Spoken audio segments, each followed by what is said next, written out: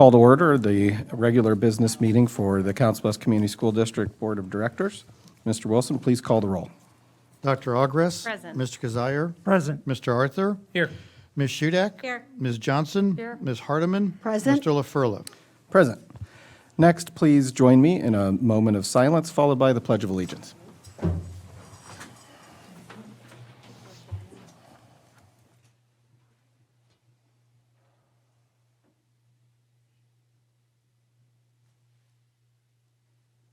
Please join me in the pledge. I pledge allegiance to the flag of the United States of America and to the republic for which it stands, one nation, under God, indivisible, with liberty and justice for all. Thank you. Next on the agenda, we have approval of our agenda. Is there a motion? I move approval of our agenda. Second. Thank you. You have a motion and a second. Any discussion? All those in favor signify by saying aye. Aye. Opposed, same sign. And the motion carries. Now we have approval of the minutes of our work session and workshop meetings of October 12th, 2021. Is there a motion? I can move to approve the amendments of the workshop or work session and workshop meeting of October 12th, 2021 as presented. Thank you. Is there a second? Second.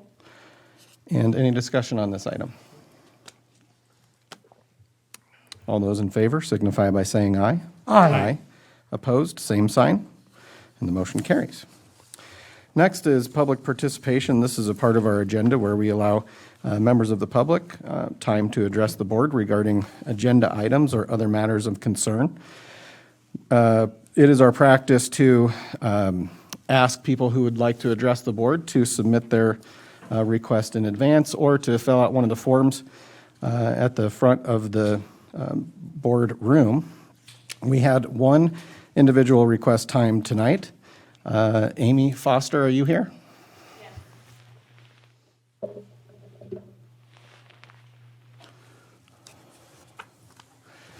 And Amy, I believe that you requested time to address the board in advance, so you will have 5 minutes. Great. Amy Foster, A-M-M-I-E. Today I stand before you to represent the parents and students whose voice has fallen on deaf ears. Week after week, we have stood before you and have been dismissed as we have pressed and demanded answers.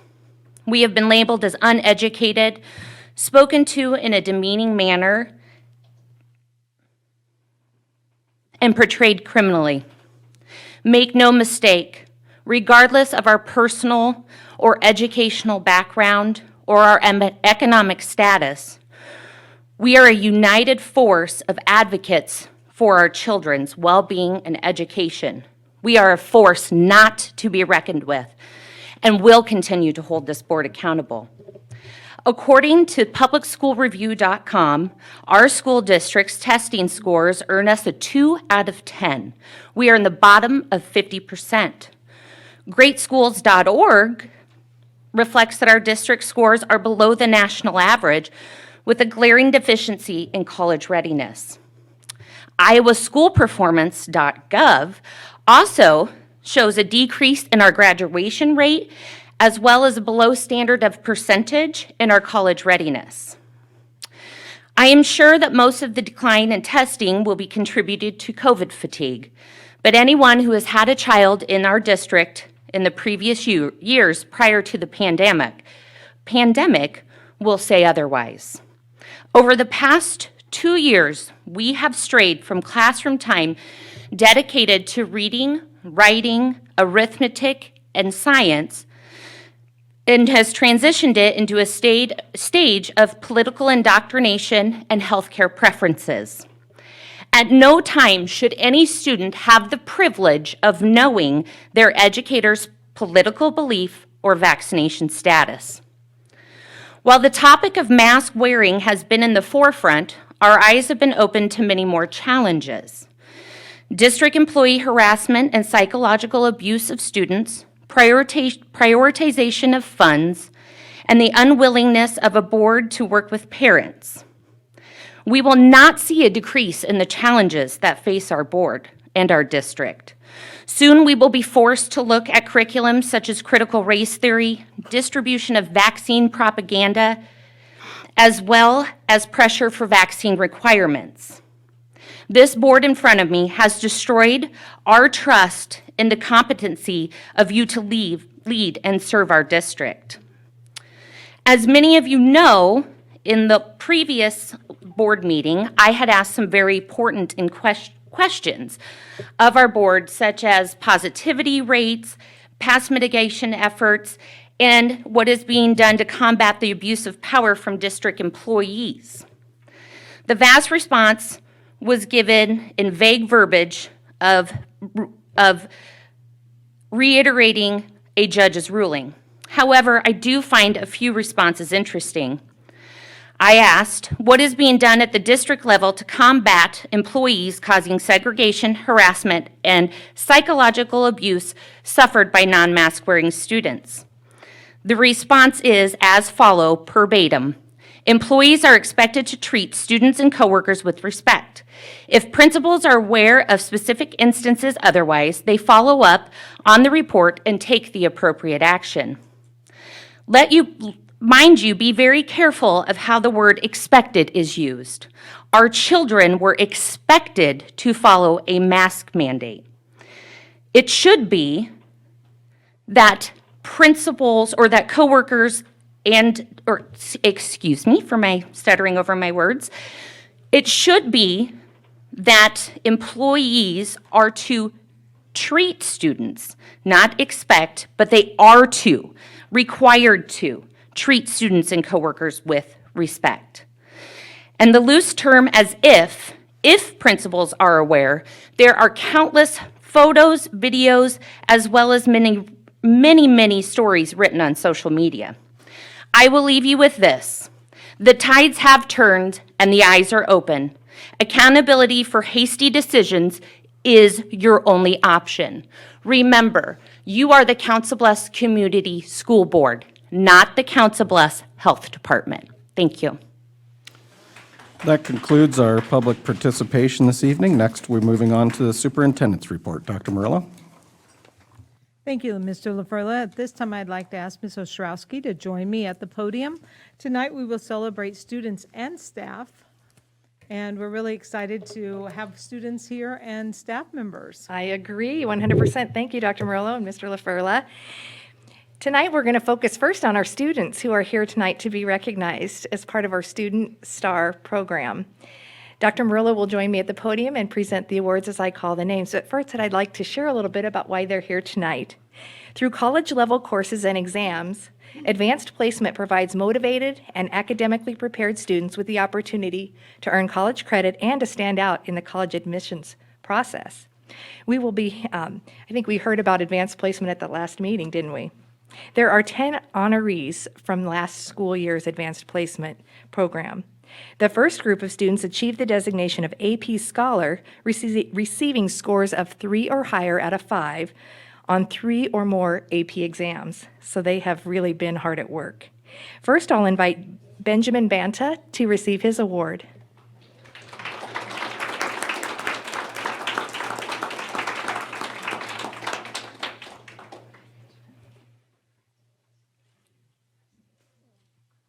Tyler Powers.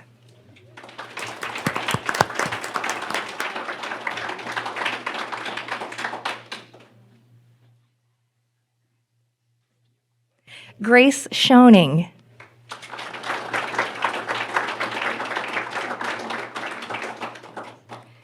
Meredith Strubing. Okay. Abigail Franks.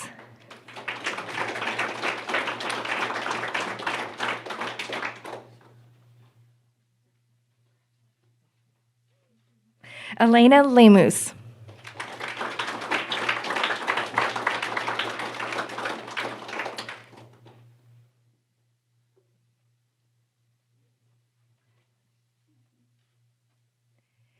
The next group of students earned the designation of AP Scholar with honors. I'm going to bring them all together. Okay. Yeah, there's a mighty group. Let's do them all together. They have received an average score of at least 3.25 on all AP exams taken and scores of 3 or higher on 4 or more of these exams. Jocelyn Miller. Oh, I noticed Mr. Hamilton back there going like this. She's swimming tonight in a meet. I gotcha. Jennifer Rangel Mendoza.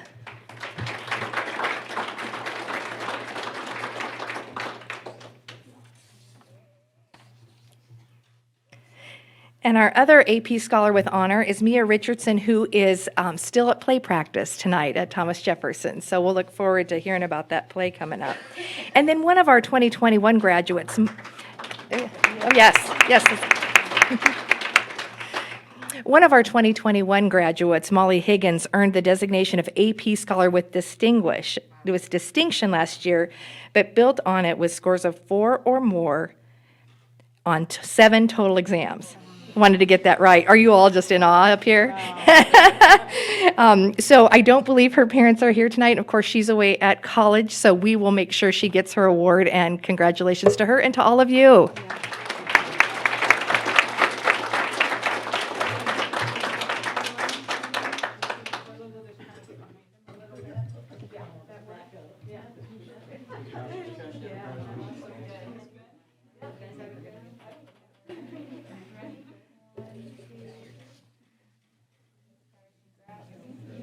Yes.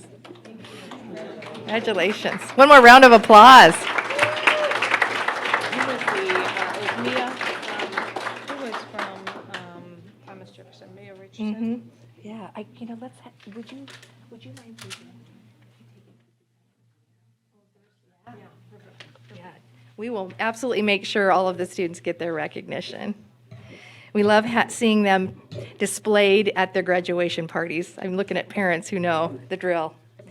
Okay, next is our Employee of the Month recognition, and I'm very pleased tonight to introduce you to 2 outstanding employees. The first one is our Support Staff Member of the Month, and that is Denver Holton of Hoover Elementary. Denver, would you join us up here and we'll read a little bit about you.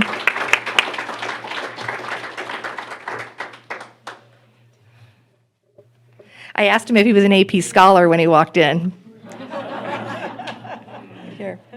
Mr. Holton is a paraeducator at Hoover, and he has excelled in nurturing student and family relationships in his short time at Hoover, and he pays special attention to individual needs. He has helped students going above and beyond what is asked of him on numerous occasions already this school year. At Hoover, we added a crosswalk duty at Super Saver. This has been Denver's morning and afternoon duty, and he has taken seriously his role to ensure the safe travels of students and families each day. We are grateful to have Denver on the Hoover team. Congratulations.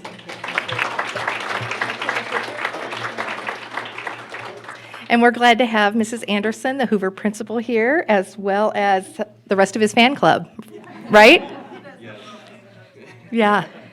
Who's all here with you tonight? My girlfriend and my parents. Awesome. Girlfriend and parents.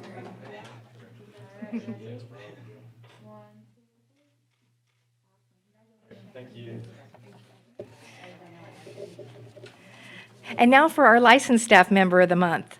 Brenda Piotrowski is a teacher mentor currently serving new teachers at Longfellow, and she is a repeat winner of this award because she is so outstanding. Brenda?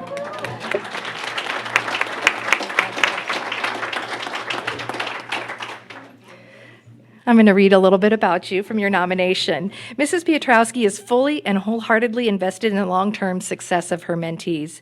She works tirelessly to foster the development of her teachers' instructional and classroom management skills while still honoring their individual personalities and teaching styles. Brenda is well-versed in our curriculum and instructional best practices, is an empathetic listener, and adept at warmly cheering on her teachers while collaborating with them to identify positive solutions. It goes without saying that Brenda's work extends beyond her teachers and profoundly impacts our community's students as they benefit from the skill of those she has mentored. She connects teachers with resources they need to be successful and offers solution-focused responses to all student needs. She enthusiastically joins her mentees' grade-level team meetings even, thereby elevating the teaching practices of the entire group. Brenda's peers and mentees describe her as caring, compassionate, high energy, supportive, and a real professional, and most of all, a cheerleader to all. Congratulations, Brenda.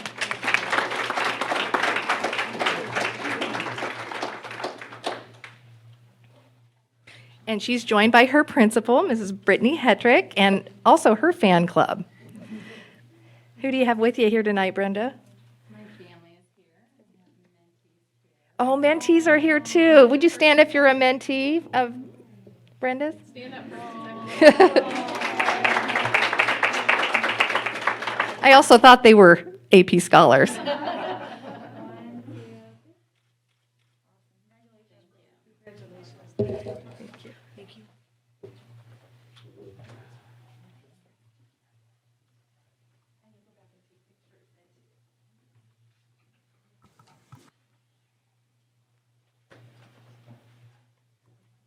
Thank you, Mr. Ostrowski and Mr. LaFerla. That concludes our presentation.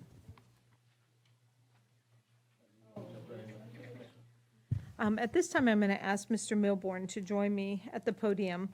Mr. Milborn is going to provide an overview of the mask wearing decision matrix that we've been working, really having a lot of conversation around the matrix, and we felt it would be really beneficial for us to have a conversation tonight around the matrix. We've communicated with parents, and we've been communicating with our staff and with the board. So I really appreciate the work that Mr. Milborn and the other cabinet members have been doing on this topic, and I look forward to our discussion this evening. Mr. Milborn? Hi, floor is good yours. evening. So as Dr. Morelos stated, we're going to discuss what is a mask wearing decision matrix, how is that data calculated, and how is that data collected, how will decisions be communicated weekly, and lastly, why consider a matrix now? So what is the decision making matrix? There are 3 levels, low, moderate, high, and those are percent of active COVID-19 cases in our buildings. So 0 to 1.9%, we would say mask wearing is optional. And then 2.0 to 3.9, mask wearing would be recommended. And then 4% or higher, mask wearing would be required. And so that is comparable, maybe even just a little more stringent than some of the other surrounding districts in the Midwest, I would say, that are doing something similar. It's also well below the 10%, which is our percent of illness or absenteeism we have to report to Pot County Health based on illness. So how is the data calculated? It is the number of active cases in each building, and then divided by the total humans in that building, which is the total staff and students, and then that gives us the percent. So how is that data calculated? 2 big things here. The data is self-reported by employees and families. I would note we are 1.25 years into this process, and parents, guardians, and staff have done a tremendous job of communicating with buildings, communicating with HR, communicating with principals. And I would say most people act with an abundance of caution and err on the side of keeping someone home and getting tested, depending on the circumstance. So could there be a case here or there missed? Yes. But for the most part, we feel like the data is pretty solid. The other thing we do with that is the data is cross-referenced with our local and metro data, area data as well, which I could show you here. So if you look at this is from COVID Act Now, which is one of the national databases. You see the green there are the cases in the U.S., in orange there's Pot County, and then in blue is the Omaha metro area, which is like Douglas, Cass, Potawatomi, some of the surrounding counties. So you can see that in that early September, mid-September, cases were spiking, and they were higher than they'd been in quite a long time. And since then, the data has gone down. And if you look at what has occurred in our schools during that time as well, we follow that exact same pattern. And so with that, it's not like we're going to get reported, there's only one case in the district, but then we see Potawatomi is averaging 100 cases per 100,000. We would be cross-referencing that to make sure that data is reasonably within the same range of each other. So how will those decisions be communicated? So every Friday on our website, there will be a chart that looks like this, and it will break down who will be required at elementary, middle, and high, who's in the recommended status, elementary, high school, and middle, and then who is not required. That will be posted every Friday at 2 p.m. And then we will use any schools that change, so there's a significant status change. We will use our Blackboard Messenger to reach out directly to parents and guardians to communicate the change. So that would be if we're asking to put masks on, or if we're saying we can take them off, or whether they're recommended. And then those decisions are 1 week at a time, and we'll continue to look at the data each week and post on Friday afternoons. Yeah. Just an example right now. Yeah, sorry. So what does 4% look like? So at Lewis and Clark, one of our kind of smaller elementary schools, that's about 12 active cases out of those 303 people. At Franklin, it's about 20, which is a larger elementary of ours, out of those 505 people in the building. At Kern, 45, and then at high school, 50 out of the 1,250 people in the buildings. So why move forward with the matrix now? Big question. So last week we had 0 cases in 8 different schools. So trying to look at each building as a separate entity and make some decisions based on that. And then over the last 4 weeks, we have averaged 6 buildings with 0 cases and 10 buildings with 1 case or less. So the numbers have been fairly low the last 4 weeks. As I mentioned before, community cases are trending downward. I think we've seen about a 25% decrease nationwide in cases, so that's promising for everyone. Vaccine availability, so we know that, we don't know, we believe ages 5 through 12 will be approved very soon. And then booster availability, we're working with Pot County Health right now to make boosters available to all our staff members. So it's kind of a nice convergence of things coming together with cases going down and vaccines being approved, and our time to think differently, especially about some of those buildings who have hardly had any cases at all. So just a little timeline. On October 22nd, as Dr. Miller mentioned, there's communication to parents and guardians as well as staff. Tonight's an informational presentation, and then November 1 through 5, we will monitor that data as we have every day. And then on November 5th, we'll update our website, and then we'll do our mass communication piece. And then November 8th through 12th will be that first week of implementation, and then ongoing collaboration with Pot County Health around not only boosters and vaccines, but about local data. From there, any discussions or questions? Questions or comments? Go I ahead. guess as a board member, I'm happy to see this. We've been talking about when do we take these off for quite a while. And I'm glad to see that there is some sort of this decision process around this, right? Which I feel is hopefully is clear as far as you can track it and see it, as a community member. I wish it was quicker, but I do appreciate the time put in this, because I know I felt we were in sort of a awkward position as a district, especially as a named district in this whole crazy process that happened over the past, few months. And I hope people in the community realize that the board did take this seriously from the very beginning, that our discussions were pretty blunt behind the scenes, I think, and that I think we had always been looking for, a way to model this when we didn't fit what we had prior. The old decision matrices that had been created last year didn't really fit into this well. But I know this thoughtful process, I think it works great.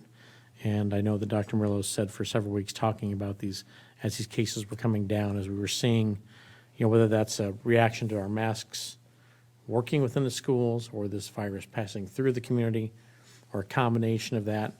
I think there for a while, we had, 300-400 different students who had this, so it seemed like something that was getting out of control possibly in a quick manner.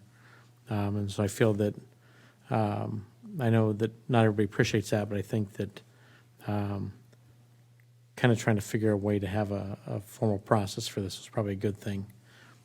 So thank you for the work you put into it.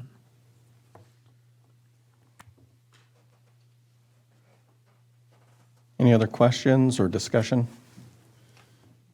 So when we look at the requirements matrix or the mask matrix, this will apply to any communicable disease that may create an outbreak in our building, whether it's RSV or the flu or any other communicable disease that might strike our community.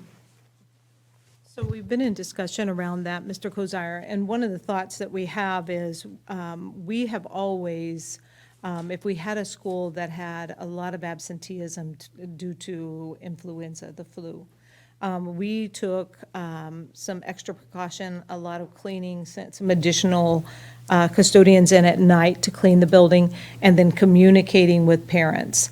And we will continue to do that if we would have, and then we would recommend at that building that they would have their students wear a mask. But the mask matrix has really been set up around COVID and not RSV or influenza because we don't really receive reporting on that. But I do think it's something that we can take that next level in this, as because we're monitoring attendance. We're also having to self-report if we have a high absenteeism in a school. Mr. Hamilton's office takes care of that for us and monitors that data. And I think sending a personal letter to the parents or something through Blackboard or some type of communication, I think parents would appreciate that and know that it's recommended that because of this. Because last year, because we wore masks, we had very few cases, and it really helped protect us. So that is why we're going to try to use this as another means to communicate and to let parents know what's occurring and to encourage that.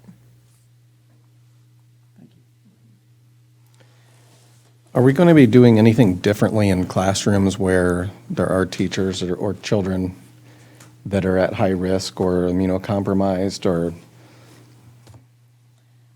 We had a couple of students, and I asked Mr. Rand to make personal contact with those students, the families of those students. And she's spoken with both of them. They're watching the presentation tonight. We're having another conversation tomorrow with them, additional questions that they might have, and seeing what additional protection we can put into place to help them feel safe.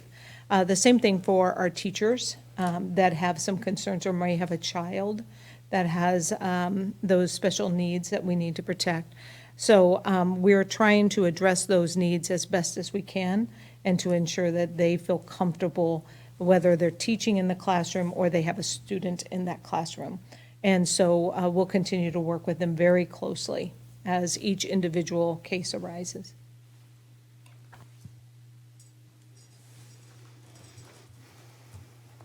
What other questions do you have?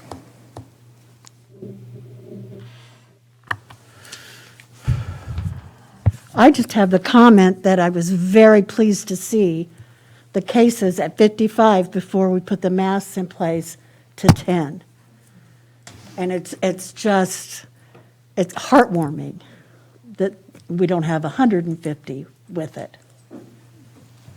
Thank you.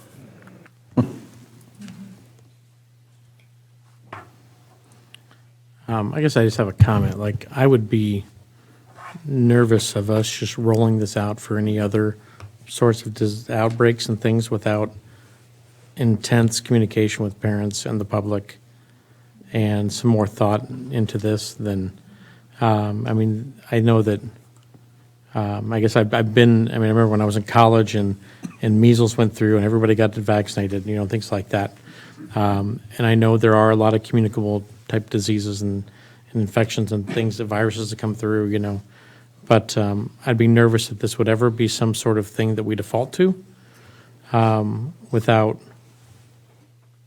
much greater, I'd almost say community support, not as in even more like, is the community also doing this? I think it's awkward for a school district to be the only ones that are really following some of these when the rest of the community doesn't, when the city doesn't, the state doesn't. I know that that's driven by some of this legislation, but I think that puts us in a really awkward position to be trying to fight a battle, that only is for like 7 hours a day, and the rest of the time, those kids have no support in that place. And I think that I just would not be in support of that.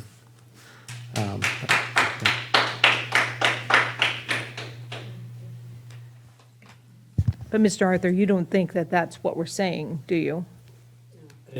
Okay, yeah, that's not what we're saying.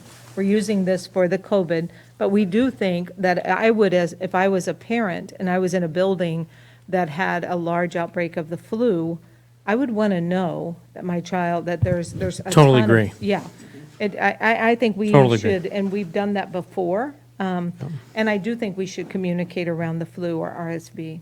I do. I almost But- lost a child to RSV when I was a kid, Yeah. when I was younger, so I Yeah, totally so- appreciate communication. Yes. But I think that that's, where we should start first before we'd ever go down this road again, assuming we get past this. I don't, Well, it's also assuming that we have data. assuming we have data. Yeah. We're in a different place right now where we're actually getting reports of positive COVID cases and we're actively trying to, ascertain, whether or not people are positive, and we don't really do that with the flu or RSV.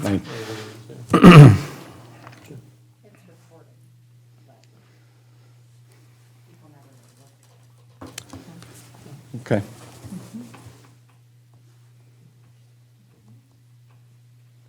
Thank you, Mr. Milborn. Thanks, Thank sir. you.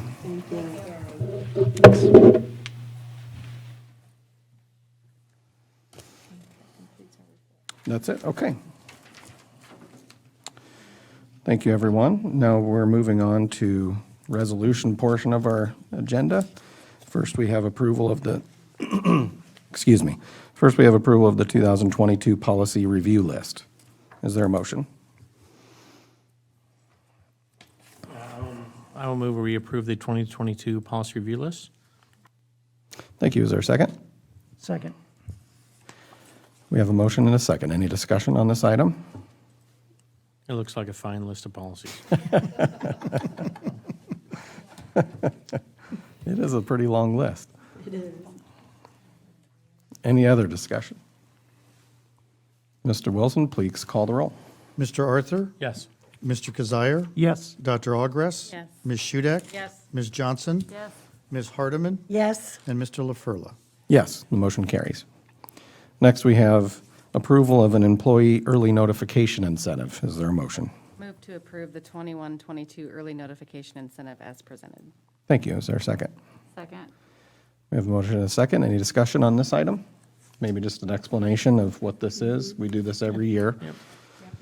We do this every year, and this is just an incentive for those employees that know that they may be moving, resigning, that they notify us early so that we have an opportunity then to recruit and go after and replace their teaching position for the next following year.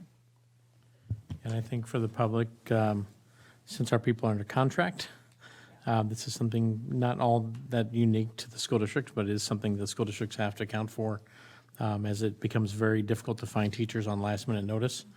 If teachers would say not sign their contract for the coming year. So we want to know early on if they are planning on leaving so we can find the best talent. Great, thank you. Mr. Wilson, please call the roll. Dr. Ogres? Yes. Ms. Shudek? Yes. Mr. Kazire? Yes. Ms. Johnson? Yes. Ms. Hardeman? yes. Mr. Arthur? Yes. And Mr. LaFurla. Yes, the motion carries. Before us now is approval of a door replacement bid. Is there a motion? I can move to approve the low bid from Anderson Construction in the amount of $123,889 for the replacement of doors at various district buildings, school buildings. Second. Thank you. We have a motion and a second. Any discussion? I guess, what's been going on that's been, is this just a regular cycle of replacement? Has there been damage? You think this,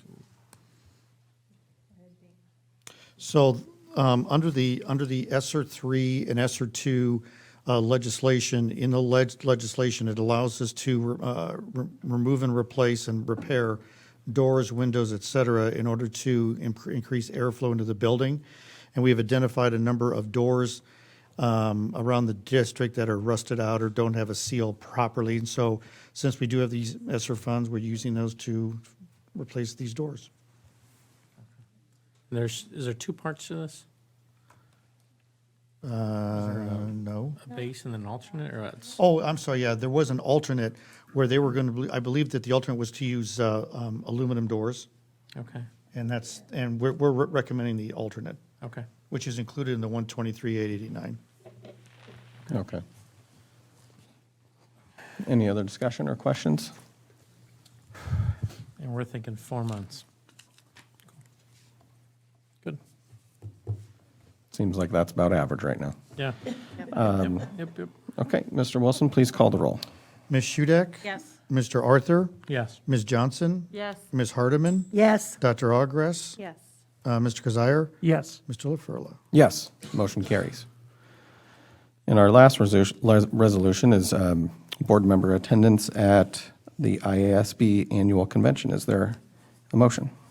I move to approve the attendance and payment of related expenses for board members to attend the IASB convention. Thank you. I have a motion and a second. Any discussion? It's a wonderful opportunity to learn and Yeah. talk to vendors, and I wish it was more close to Council Bluffs, because there aren't lots of vendors from, that we talk to on a daily basis. But some of the policy things that are going on are great discussions. And the financial side is always great to learn more. Yeah. So, that way we can keep on track of Dean. Okay, thank you. Mr. Wilson, please call the roll. Ms. Johnson? Yes. Mr. Arthur? Yes. Ms. Shudek? Yes. Ms. Hardeman? Yes. Dr. Ogres? Yes. Mr. Kazire? Yes. And Mr. LaFurla? Yes, the motion carries. Now is our consent agenda, which includes revisions to job descriptions, special education contracts, the personnel agenda, and disbursements for September and October, and the September financials. Is there a motion? I can move to approve the consent agenda as presented. Thank you. Is there a second? Second. We have a motion and a second. Any discussion on the consent agenda? Mr. Wilson, please call the roll. Ms. Shudek? Yes. Ms. Hardeman? Yes. Ms. Johnson? Yes. Mr. Arthur? Yes. Mr. Kazire? Yes. Dr. Ogres? Abstain from the personnel agenda. Okay. And Mr. LaFurla? Yes, and the motion carries. And before us now is a resolution to go into closed session. Is there a motion? I move that the board go into closed session as provided in section 21.5, parent 1, parent I of the Open Meetings Law to be conducted to evaluate the professional competency of an individual whose performance is being considered to prevent needless and irreparable injury to that individual's reputation, and that individual has requested such closed session. Second. Thank you. Any discussion? Mr. Wilson, please call the roll. Mr. Kazire? Yes. Ms. Hardeman? Yes. Ms. Johnson? Yes. Ms. Shudek? Yes. Mr. Arthur? Yes. Dr. Ogres? Yes. And Mr. LaFurla? Yes, and the motion carries, and we will take our closed session in the Brown Room.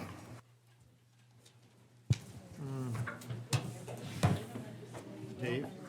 Would you let Dr. Burrell know the time we're going to, all that stuff? Thank you. What time you get out of there?